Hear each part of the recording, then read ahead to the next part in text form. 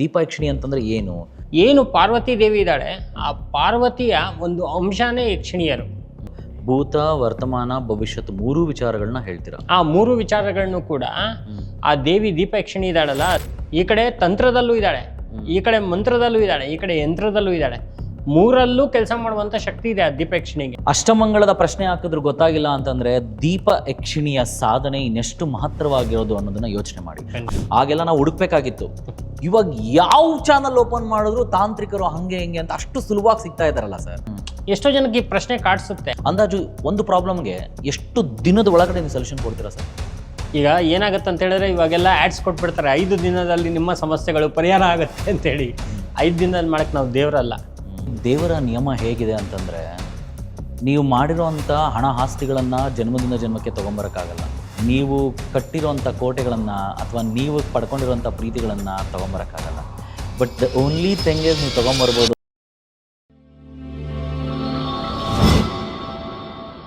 ಇದರಲ್ಲಿ ತಂತ್ರವಿದ್ಯೆಯಲ್ಲಿ ಏನಾಗುತ್ತೆ ಅಂತ ಹೇಳಿದ್ರೆ, ವಿಶೇಷವಾಗಿ ಅದಕ್ಕೆ ತಂತ್ರವಿದ್ಯೆಯಲ್ಲಿ 4 ಅದ್ಭುತ ಗ್ರಂಥಗಳಿದೆ ಸರ್. ಅದರಲ್ಲಿ ಯಕ್ಷಿಣಿ ಬರೆದಿರ್ತಕ್ಕಂಥ ಒಂದು ಗ್ರಂಥ ಇದೆ, ಶಾಪಗ್ರಸ್ತ ಯಕ್ಷಿಣಿ ಬರೆದಿರ್ತಕ್ಕಂಥ ಗ್ರಂಥ, ನೀಲಾವಂತಿ ಗ್ರಂಥ ಅಂತ. ನೀಲಾವಂತಿ ಗ್ರಂಥ? ಹೌದು. ಆ ನೀಲಾವಂತಿ ಗ್ರಂಥ ಇದೆಯಲ್ಲ, ಅದನ್ನ ಬ್ಯಾನ್ ಮಾಡಿದ್ದಾರೆ. ಯಾಕಂದ್ರೆ ಆ ಗ್ರಂಥ ಓದ್ತಾ ಸೈಕೋ ಹೋಗ್ಬಿಡ್ತಾರೆ, ಸತ್ತು ಹೋಗ್ಬಿಡ್ತಾರೆ. ಅಯ್ಯಪ್ಪ, ಅಷ್ಟು ಡೇಂಜರ್ ಆಗಿರ್ತಕ್ಕಂಥ ಗ್ರಂಥ ಅದು. ಸಿಗಲ್ಲ ಅದು? ಗೂಗಲ್ ಸರ್ಚ್ ಮಾಡಿದ್ರು ಇಲ್ವಾ? ಗೂಗಲ್ ಸರ್ಚ್ ಮಾಡಿದ್ರೆ ಅಲ್ಲ, ನೀಲವಂತಿ ಗ್ರಂಥ ಸಿಗುತ್ತೆ ನಿಮ್ಗೆ. ಈ ಅಮೆಝಾನ್, ಫ್ಲಿಪ್ಕಾರ್ಟ್ ಅಲ್ಲೂ ಬೇಕಾದ್ರೆ ನೀಲವಂತಿ ಗ್ರಂಥ ಅಂದ್ರೆ ಸಿಗುತ್ತೆ. ಆದ್ರೆ ಏನು ಆಸ್ ಇಟ್ ಈಸ್ ಇದೆ ಅದಿಲ್ಲ. ಅದು ಇವಾಗಿಂದಲ್ಲ ಗ್ರಂಥ, 1,500 ವರ್ಷದ ಹಳೇದ ಗ್ರಂಥ. ಆಯ್ತಾ, ಒಂದು 5 ಗ್ರಂಥಗಳಿದೆ ಇಡೀ ಪ್ರಪಂಚದಲ್ಲೇ. ಇದು ಯಕ್ಷಿಣಿನೇ ಬರ್ದಿರೋದ? ಇದು ಶಾಪಗ್ರಸ್ತ ಯಕ್ಷಿಣಿನೇ ಬರ್ದಿರ್ತಕ್ಕಂಥ ಯಂತ್ರ, ಇದು ಗ್ರಂಥ. ಇದನ್ನ ಏನ್ ಮಾಡಿದಾಳೆ, ತಾಳೆಗರಿ ಮೇಲೆ ಬರ್ದಿಟ್ಟಿದ್ದಾಳೆ ನೀಲವಂತಿ ಗ್ರಂಥ.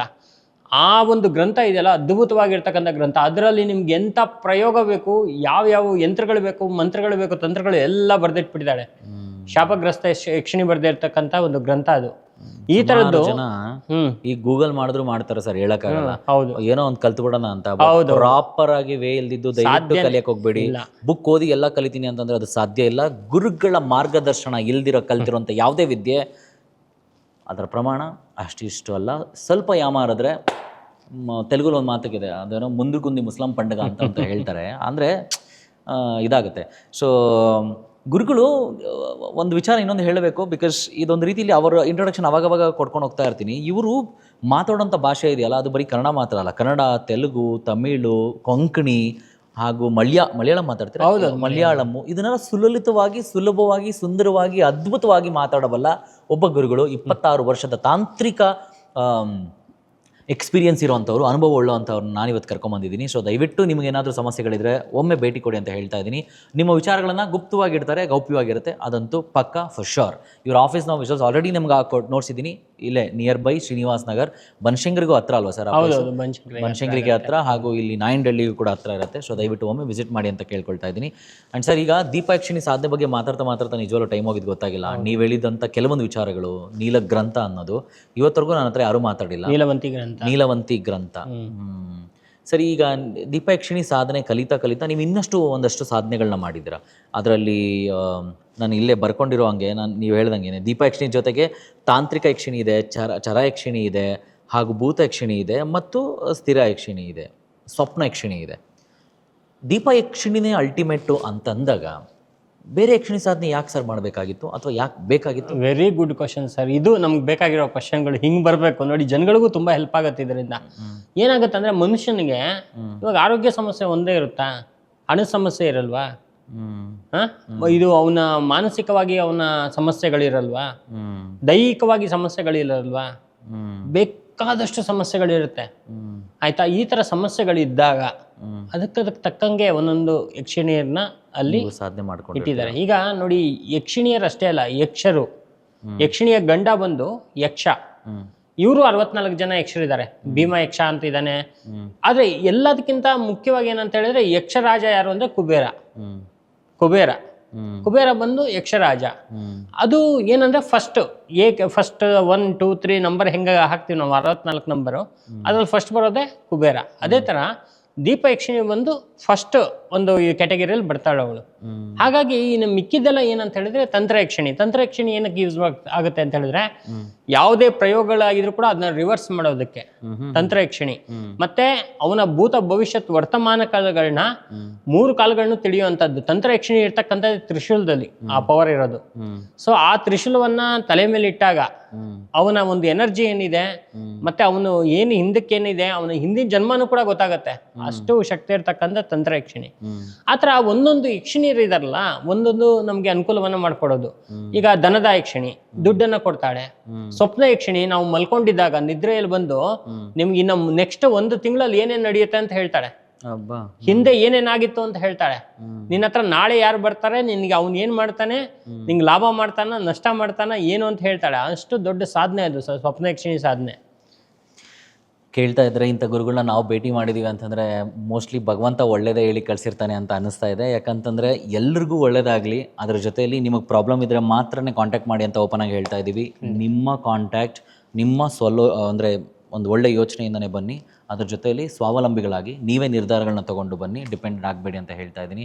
ನೀವು ನಮಗೆ ಕಾಲ್ ಮಾಡೋದಾಗಲಿ ಅಥವಾ ನಾವು ಇನ್ನೊಂದ್ಸತಿ ಅಡ್ರೆಸ್ ಹೇಳೋದಾಗಲಿ ಅಪಾಯಿಂಟ್ಮೆಂಟ್ ಕೊಡೋದಾಗಲಿ ಏನೂ ಇಲ್ಲ. ನೇರವಾಗಿ ನಂಬರ್ನ ಕೊಟ್ಟಿರ್ತೀನಿ. ಶ್ರೀನಿವಾಸ್ ನಗರ್, ಬೆಂಗಳೂರಿನ ಶ್ರೀನಿವಾಸ್ ನಗರದಲ್ಲೇ ವಿದ್ಯಾಪೀಠ ಸರ್ಕಲ್ಗೆ ಹತ್ತಿರ ಇರುವಂಥದ್ದು.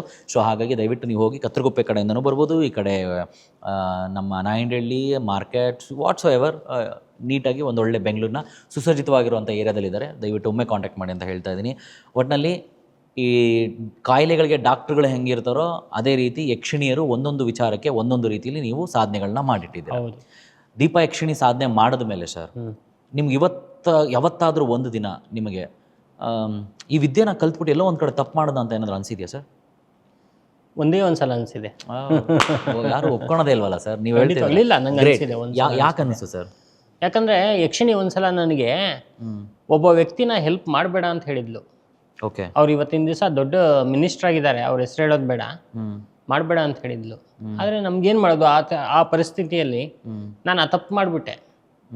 ಅವರಿಗೆ ಆ ಹೆಲ್ಪನ್ನು ನಾನು ಮಾಡಿದ್ಮೇಲೆ ಯಾಕಾದರೂ ಮಾಡೋದ್ನೋ ಅನ್ನೋ ಥರ ನನಗೆ ಆ ಥರ ಒಂದು ಇದಾಗೋಯ್ತು, ಅಂದರೆ ಫೀಲ್ ಆಗೋಯ್ತು. ಸೊ ಏನಾಗುತ್ತೆ ಅಂದರೆ ವ್ಯಕ್ತಿಗಳಿಗೆ ಒಂದು ಹೆಲ್ಪ್ ಅಂತ ಹೇಳಿ ಮಾಡಿದಾಗ ಅವ್ರು ಕಷ್ಟದಲ್ಲಿದ್ರೇ ಹೆಲ್ಪ್ ಮಾಡೋದು, ಸುಮ್ಮನೆ ಯಾರು ಹೆಲ್ಪ್ ಮಾಡ್ತಾರೆ? ಹೆಲ್ಪ್ ಅಂತ ಮಾಡಿದಾಗ ಅವರು ಒಂದು ಸ್ಥಾನಕ್ಕೆ ಬಂದಾಗ ಆ ಸ್ಥಾನಕ್ಕೆ ಬಂದಮೇಲೆ ಅವರು ಅದನ್ನು ಒಳ್ಳೇದನ್ನು ಮಾಡ್ತಾ ಹೋಗಬೇಕು. ಅದನ್ನು ದುರುಪಯೋಗ ಮಾಡಿಕೊಂಡು ಬರೀ ಕೆಟ್ಟದನ್ನೇ ಮಾಡ್ತಾ ಬಂದಾಗ ಏನಾಗ್ಬಿಡುತ್ತೆ ಅಂತ ಹೇಳಿದ್ರೆ ಹೆಲ್ಪ್ ಮಾಡಿದವ್ರಿಗೆ ಅನಿಸುತ್ತೆ ಇಂಥ ವ್ಯಕ್ತಿಗೆ ನಾವು ಹೆಲ್ಪ್ ಮಾಡಿಬಿಟ್ವಾ ಅಂತ. ಸೊ ಆ ಒಂದು ಲೆಕ್ಕದಲ್ಲಿ ನನಗೆ ಒಂದು ಸ್ವಲ್ಪ ಅನಿಸಿದೆ ಆ ಒಂದು ಟೈಮಲ್ಲಿ ಮಾತ್ರ. ಅದು ಬಿಟ್ಟರೆ 26 ವರ್ಷದಲ್ಲಿ ಸಾಕಷ್ಟು ಜನ ನೋವಲ್ಲಿರ್ತಕ್ಕಂಥವ್ರಿಗೆ, ಕಷ್ಟದಲ್ಲಿರ್ತಕ್ಕಂಥವ್ರಿಗೆ, ಸಂಕಟದಲ್ಲಿರ್ತಕ್ಕಂಥವ್ರಿಗೆ, ಮತ್ತು ಎಷ್ಟೋ ಜನಕ್ಕೆ ಬೇರೆ ಬೇರೆ ಬೇರೆ ಸಮಸ್ಯೆಗಳಿದೆ. ಅಂತಹ ಸಮಸ್ಯೆಗಳು ಬಂದವರು ಕೂಡ ಕೆಲವ್ರಿಗೆ ಏನಂದ್ರೆ ಬರೀ ಒಂದು ಕುಂಕುಮದಲ್ಲಿ, ಒಂದೇ ಒಂಚೂರು ಕುಂಕುಮದಲ್ಲಿ ಆ ಪರಿಹಾರ ಮಾಡಿಕೊಟ್ಟಿದ್ದೆ ನಾನು. ಅಷ್ಟು ಅನುಕೂಲ ಆಗಿದ್ದಿದೆ ಅವರಿಗೆ. ಸೊ ಹಾಗಾಗಿ ದೀಪ ಯಕ್ಷಿಣಿ ಅಂತಕ್ಕಂಥದ್ದು ಬಹಳ ದೊಡ್ಡ ಸಾಧನೆ. ಅದು ಆ ಒಂದು ಸಾಧನೆ ಇಟ್ಕೊಂಡ್ಬಿಟ್ಟು ಇವತ್ತಿನ ದಿವಸ ಈ ಒಂದು ಬೆಂಗಳೂರಲ್ಲಿ ಇದ್ಕೊಂಡು UK ಇಂದ ಬರ್ತಾರೆ, US ಇಂದ ಬರ್ತಾರೆ, ಸ್ವಿಟ್ಜರ್ಲೆಂಡಿಂದ ಬರ್ತಾರೆ, ಚೈನಾದಿಂದ ಬರ್ತಾರೆ, ಜಪಾನಿಂದ ಬರ್ತಾರೆ, ಔಟ್ ಆಫ್ ಇಂದೆಲ್ಲ ಬರ್ತಾರೆ. ರಾತ್ರಿ ಹೊತ್ತೆಲ್ಲ ನಂಗೆ ಸುಮಾರು 12 ಗಂಟೆ, 1 ಗಂಟೆ, 2 ಗಂಟೆ, 3 ಗಂಟೆ ರಾತ್ರಿ ತನಕ ಮಲಗಲ್ಲ ನಾನು. ನಂಗೆ ಕನ್ಸಲ್ಟೇಷನ್ ಇದ್ದೇ ಇರುತ್ತೆ ಅವ್ರವ್ರ ಸಮಸ್ಯೆಗಳಿಗೆ. ಇಲ್ಲಿಂದಾನೇ ಅವ್ರಿಗೆ ಸೊಲ್ಯೂಷನ್ ಮಾಡ್ತೀನಿ ನಾನು. ಅಷ್ಟು ಒಂದು ಶಕ್ತಿ ಕೊಡುವಂಥದ್ದು ಯಾವುದು ಅಂತ ಹೇಳಿದ್ರೆ ದೀಪ ಯಕ್ಷಿಣಿ. ಒಟ್ಟಿನಲ್ಲಿ ನಾನು ದೀಪ ಯಕ್ಷಿಣಿ ಅಮ್ಮನವ್ರನ್ನ ಆ್ಯಕ್ಚುಲಾಗಿ ಇವ್ರ ಆಫೀಸಿಗೆ ಬಂದಾಗ ಫಸ್ಟ್ ಟೈಮ್ ನಾನು ನೋಡಿದ್ದು. ತುಂಬಾ ಚೆನ್ನಾಗಿದೆ. ಅಮ್ಮನವರ ಕೈಗಳಲ್ಲೆಲ್ಲವೂ ದೀಪ ಇದೆ. ಅಮ್ಮನವರ ಮುಖ ಕೂಡ ದೀಪದ ಥರನೇ ಮೂಡಿದೆ. ಅದ್ರ ಜೊತೆಲಿ ಅಮ್ಮನವರ ಮುಂದ್ಗಡೆ 3 ಥರದ ದೀಪ ಯಾವಾಗಲೂ ಬೆಳಗ್ತಾನೆ ಇರುತ್ತೆ ಇವ್ರ ಆಫೀಸಲ್ಲಿ. ಅದೊಂದು ಪಾಸಿಟಿವ್ ವೈಬು. ಏನಕ್ಕೆ ಇವ್ರ ಬಗ್ಗೆ ಇಷ್ಟೊಂದು ಹೇಳ್ತಾ ಇದ್ದೀನಿ ಅಂತಂದರೆ, ನೋಡಿ, ಸಾತ್ವಿಕತೆಯಲ್ಲಿ ಇದ್ದಂಥ ಮನುಷ್ಯ ತಾಂತ್ರಿಕತೆಯ ವಿದ್ಯೆಯನ್ನು ಕಲ್ತ್ಕೊಂಡು ಸಾತ್ವಿಕತೆಯಲ್ಲಿ ಎಷ್ಟೋ ಜನಕ್ಕೆ ಆಸ್ಟ್ರಾಲಜಿನ ಹೇಳ್ಕೊಂಡು ಅದ್ರ ಜೊತೆಲಿ ಟ್ಯಾರೋ ರೀಡಿಂಗ್ ಕೂಡ ಮಾಡಿಕೊಂಡು ಇವತ್ತು ತಾಂತ್ರಿಕದಲ್ಲಿ ನಾನು ಒಬ್ರಿಗೆ ಒಳ್ಳೇದು ಮಾಡಬೇಕು ಅಂತ ಮುಂದೆ ಬಂದಿದ್ದಾರೆ. ಸುಮ್ಮನೆ ಪ್ರಮೋಷನ್ಗೆ ಹೇಳ್ತಿದ್ದೀನಿ ಅಂದ್ಕೊಂಬೇಡಿ. ಒಂದು ಸತಿ ನೀವೇನಾದರೂ ಪ್ರಾಬ್ಲಮ್ ಇದ್ದರೆ ನೀವು ಸುಮ್ಮನೆ ಬಂದು ಕೂತ್ಕೊಳ್ಳಿ, ಅವ್ರು ಹೇಳ್ತಾರೆ ಏನು ನಿಮಗೆ ಪ್ರಾಬ್ಲಮ್ ಆಗಿದೆ ಏನಂತ, ಆಮೇಲೆ ನೀವು ಹೇಳ್ಬೋದು. ಹಾಗೂ ಈ ಗುರುಗಳನ್ನ ಭೇಟಿ ಮಾಡಿದರೆ ಖಂಡಿತವಾಗ್ಲೂ ಕಮೆಂಟ್ ಮುಖಾಂತರ ತಿಳಿಸಿ ನಿಮ್ಮ ಅನುಭವಗಳನ್ನು ಹಾಗೂ ನಿಮ್ಮ ಪ್ರಾಬ್ಲಮ್ಗಳನ್ನ ಕೂಡ ಕಮೆಂಟ್ ಮುಖಾಂತರ ತಿಳಿಸಿ.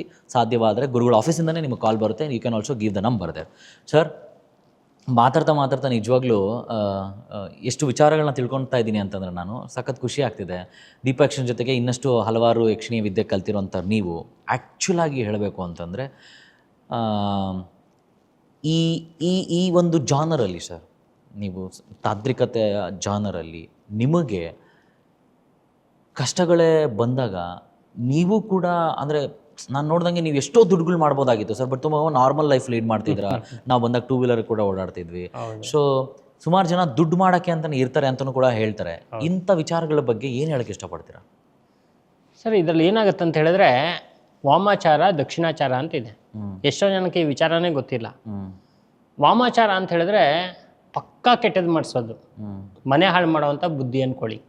ಅದು ಕನ್ನಡದಲ್ಲಿ ಮನೆ ಹಾಳು ಮಾಡೋದು ಅಂತಾರೆ. ಮನೇನ ಉದ್ಧಾರ ಮಾಡೋದು ಯಾವುದು ಅಂದರೆ ದಕ್ಷಿಣಾಚಾರ. ವಾಮಾಚಾರಿಗಳು ಎಷ್ಟು ಜನ ಬೇಕಾದ್ರೂ ಸಿಗ್ತಾರೆ. ನಾನು ಅದು ಮಾಡ್ಕೊಡ್ತೀನಿ, ನಾನು ದೊಡ್ಡ ಇದು ತಾಂತ್ರಿಕ ಅದು ಇದು. ಇವತ್ತಿನ ತನಕ ನನ್ನ ಹೆಸರು ಮುಂದೆ ಗುರುಜಿ ಅಂತ ಹಾಕ್ಕೊಂಡಿಲ್ಲ, ನಾನು ತಾಂತ್ರಿಕ ಅಂತ ಹಾಕ್ಕೊಂಡಿಲ್ಲ. ಕರೆಕ್ಟ್. ಡಾಕ್ಟರ್ ಅಂತ ಹಾಕೊಳ್ತಾನೆ. ನಾನು ಡಾಕ್ಟರ್ ತಗೊಂಡೂ ಇಲ್ಲ, ಹಾಕೊಂಡೂ ಇಲ್ಲ. ನನಗೆ ಬಂದಿದ್ರು ಕೂಡ ನಾನು ತಿರಸ್ಕಾರ ಮಾಡಿದೆ ಅದನ್ನ.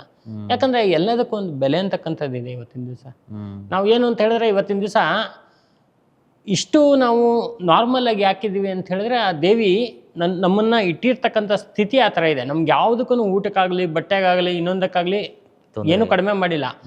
ಆದರೆ ನಾವು ಒಂದು ಬೌಂಡ್ರಿ ಏನಿದೆ ಅದರಲ್ಲಿ ಮಾತ್ರ ನಾವು ಇರ್ತೀವಿ, ಅದನ್ನ ದಾಟಿ ಹೋಗಲ್ಲ. ಇವತ್ತಿನ ದಿವಸ ನೋಡಿ, 26 ವರ್ಷದಲ್ಲಿ ಎಷ್ಟೋ ಜನ ಜ್ಯೋತಿಷಿಗಳನ್ನ ನೋಡಿದೆ, ಎಷ್ಟೋ ಜನ ತಾಂತ್ರಿಕರನ್ನ ನೋಡಿದೆ, ಎಷ್ಟೋ ಜನ ಕೆಲವು ವಾಮಾಚಾರಿಗಳನ್ನ ನೋಡಿದೆ.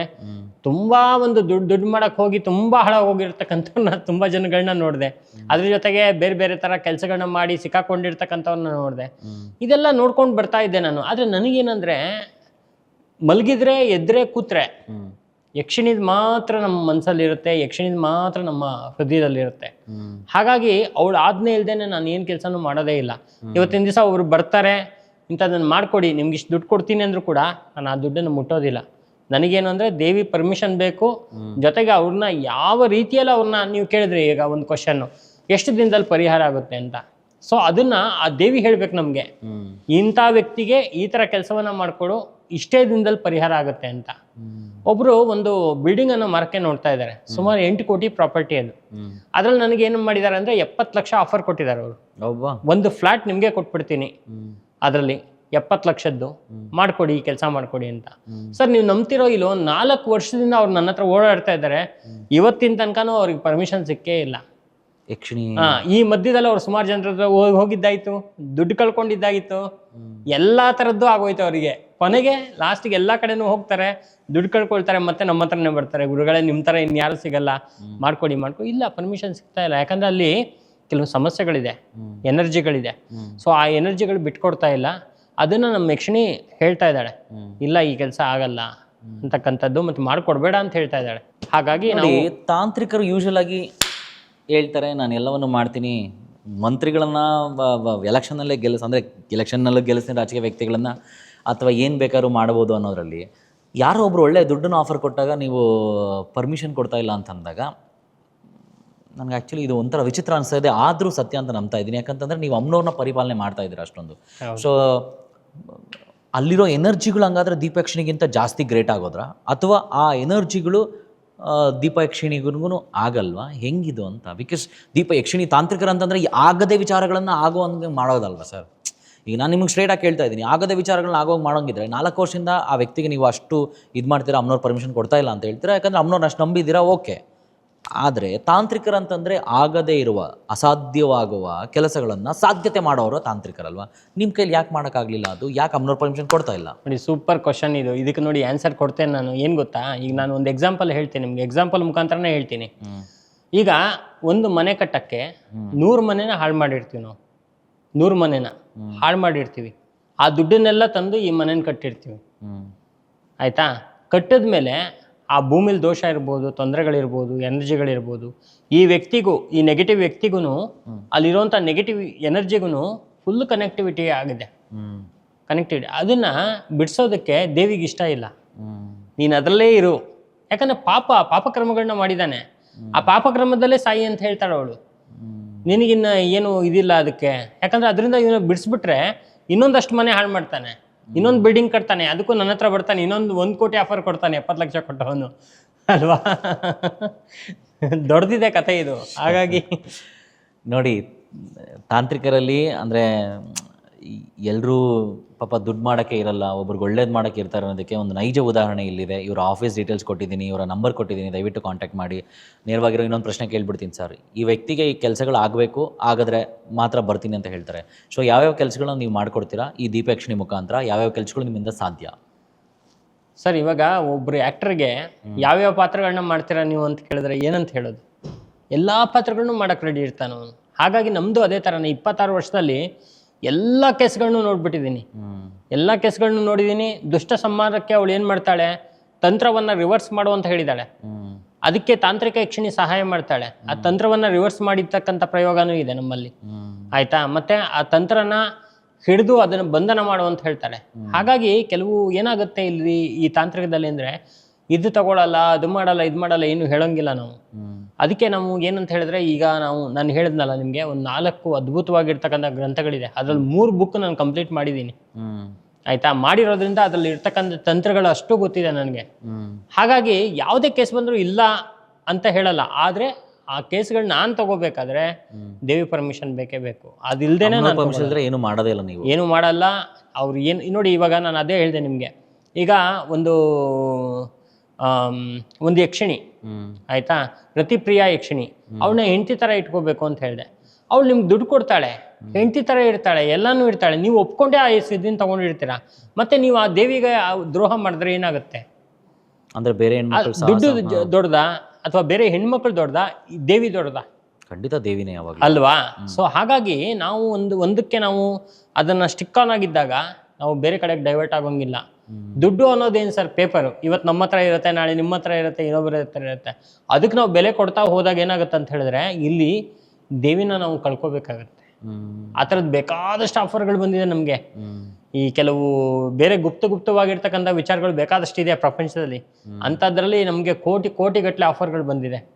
ಮತ್ತು ನಾನು ಸುಮ್ಮನೆ ಹಿಂಗೆ ಎಕ್ಸಾಂಪಲ್ ಹೇಳ್ಬೇಕಂದ್ರೆ, ನನ್ನ ಹತ್ರ ಬಂದಿರ್ತಕ್ಕಂಥವ್ರದ್ದು ಕೆಲವ್ರದ್ದೆಲ್ಲ ನೀವು ನೋಡಿರ್ತೀರ ನಮ್ಮ ಆಫೀಸಲ್ಲಿ ಬಂದಾಗ. ದೊಡ್ಡ ಮಿನಿಸ್ಟರ್ಗಳಿರ್ಬೋದು, ತಮಿಳ್ನಾಡಿನ ಜಯಲಲಿತಾ ಅವ್ರು ಇರ್ಬೋದು, ರಜನಿಕಾಂತ್ ಅವ್ರು ಇರ್ಬೋದು, ಆಯಿತಾ. ಇಂಥವರೆಲ್ಲ ನಮ್ಮ ಹತ್ರ ಬಂದಿದ್ದಾರೆ. ಬಂದಾಗ ಅವರಿಗೆ ಮುಕ್ತವಾಗಿ, ಈಗ ಸಾಮಾನ್ಯ ಜನಕ್ಕೆ ಅವ್ರಿಗೆ ನಾನೇನು ವ್ಯತ್ಯಾಸನೇ ಮಾಡಿಲ್ಲ.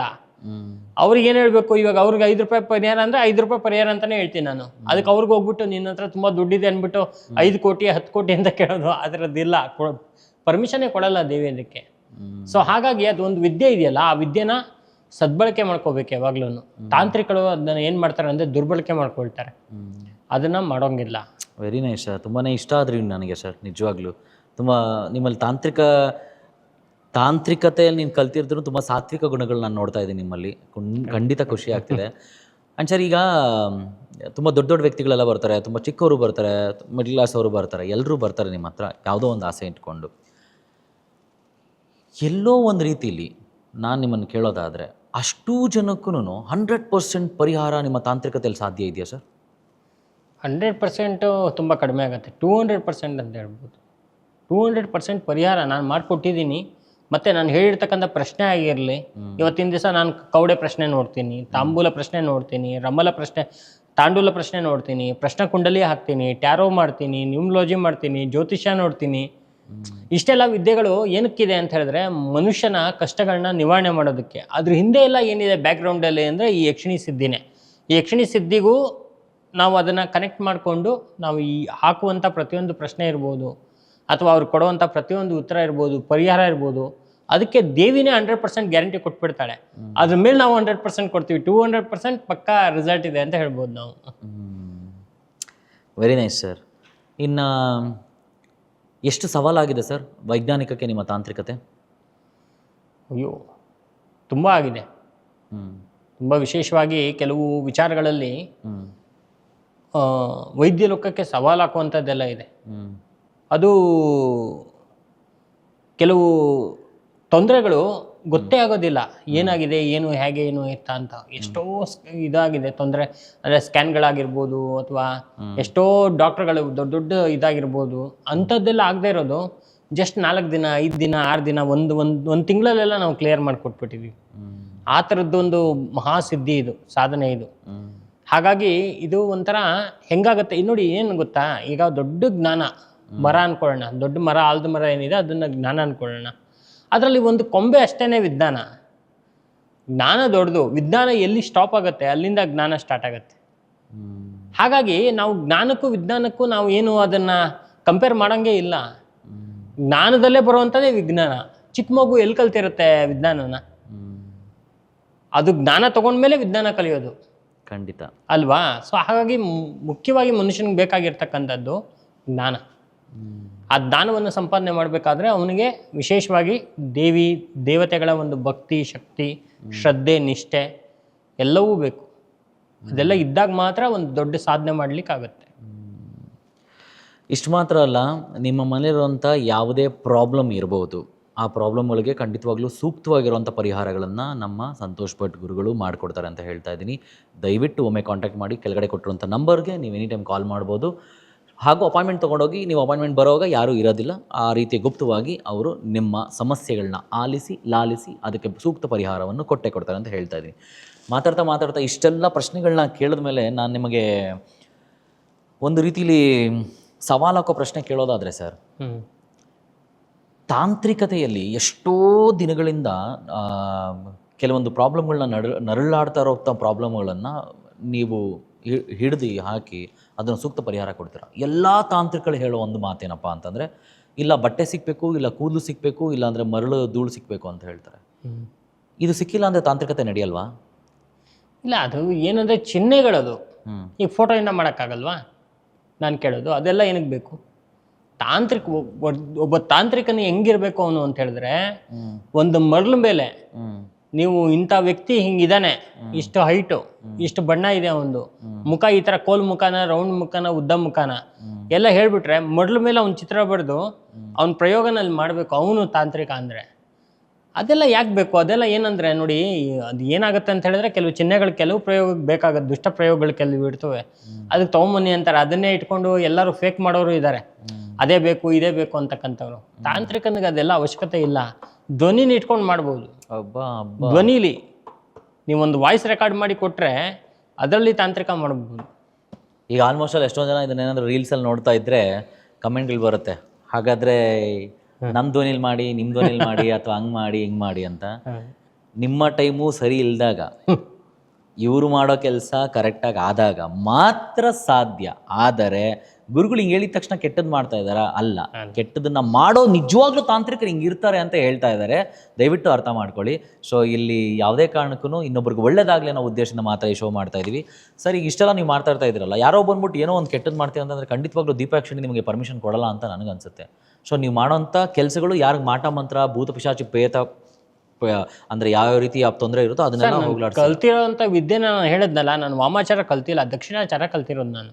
ದಕ್ಷಿಣಾಚಾರ ಏನು? ವಾಮಾಚಾರಕ್ಕೆ ಆಪೋಸಿಟ್ಟು. ನಿಮ್ಗೆ ಯಾರೋ ಒಬ್ರು ಏನೋ ಮಾಡಿದ್ದಾರೆ, ನಿಮ್ಗೆ ಎಲ್ಲೋದ್ರೂ ಅದಕ್ಕೆ ಪರಿಹಾರ ಸಿಗ್ತಾ ಇಲ್ಲ ಅಂತ ಹೇಳಿದ್ರೆ ಬನ್ನಿ, ನಾನು ನಿಮ್ಗೆ ತೆಗೆದು ನಿಮ್ಗೆ ಒಳ್ಳೇದನ್ನು ಮಾಡಿಕೊಡ್ತೀನಿ, ಆಯಿತಾ?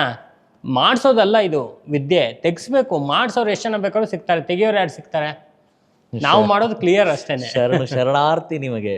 ತುಂಬಾ ವಿಚಾರಗಳನ್ನ ನಾವು ಮಾತಾಡ್ತಾ ಖಂಡಿತವಾಗ್ಲೂ ಟೈಮ್ ಹೋಗಿದ್ದೆ ಗೊತ್ತಾಗಿಲ್ಲ. ಇದು ನನಗೆ ಯೂಶಲಿ ಎಷ್ಟೊಂದು ಜನ ಹೇಳ್ತಾ ಇದ್ರು, ಇದು ಇಂಟರ್ವ್ಯೂ ಥರ ಇರಲಿಲ್ಲ ಸರ್, ನಾರ್ಮಲ್ ಮಾತುಕತೆ ಥರ ಇತ್ತು ಅಂತ. ಬಟ್ ನಾನು ಇವತ್ತು ನಿಮ್ಗೆ ಹೇಳ್ತಾ ಇದ್ದೀನಿ ಸರ್, ಇದು ಖಂಡಿತ ಇಂಟರ್ವ್ಯೂ ಥರ, ಪಾಡ್ಕಾಸ್ಟ್ ಥರ ಅಲ್ಲ, ನಾರ್ಮಲ್ ಮಾತುಕತೆ ಥರ ಇತ್ತು.